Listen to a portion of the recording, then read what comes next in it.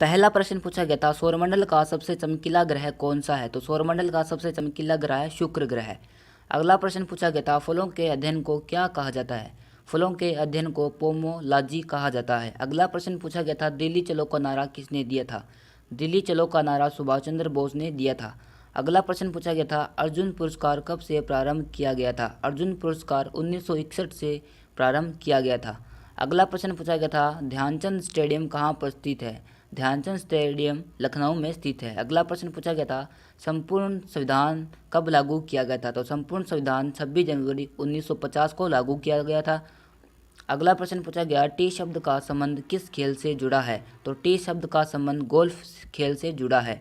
अगला प्रश्न पूछा गया था बॉय स्काउट आंदोलन के संस्थापक कौन थे। तो बॉय स्काउट आंदोलन के संस्थापक के नाम है बेडेन पावेल। अगला प्रश्न पूछा गया था माइक्रोफोन का आविष्कार किसने किया था। तो माइक्रोफोन का आविष्कार ग्राहम बेल ने किया था। अगला प्रश्न पूछा गया था सिनेबार क्या आयासक है। तो सिनेबार पारा का आयासक है। अगला प्रश्न पूछा गया था मिट्टी के कटाव का मुख्य कारण क्या है। मिट्टी के कटाव का मुख्य कारण है जंगलों का कटना।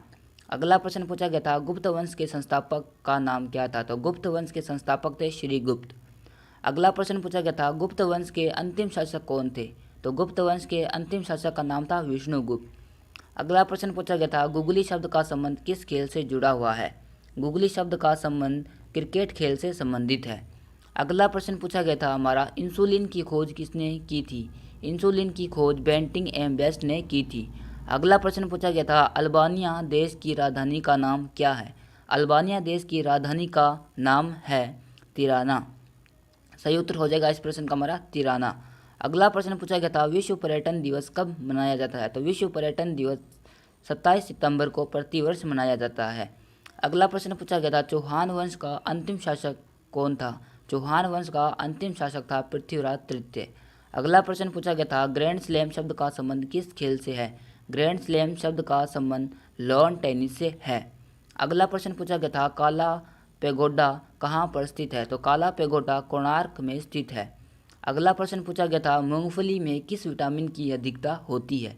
मूंगफली में विटामिन B1 की अधिकता होती है। नेक्स्ट क्वेश्चन पूछा गया था नवरत्नों का संबंध किससे है। तो नवरत्नों का संबंध अकबर से है।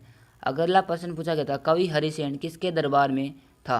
कवि हरिसेन समुद्रगुप्त के दरबार में था। अगला प्रश्न पूछा गया था सांची का स्तूप को किस शासक ने बनवाया था। सांची का जो स्तूप है वह अशोक ने बनवाया था। नेक्स्ट क्वेश्चन पूछा गया था प्रसिद्ध संगीतज्ञ तानसेन किसके दरबार में रहता था।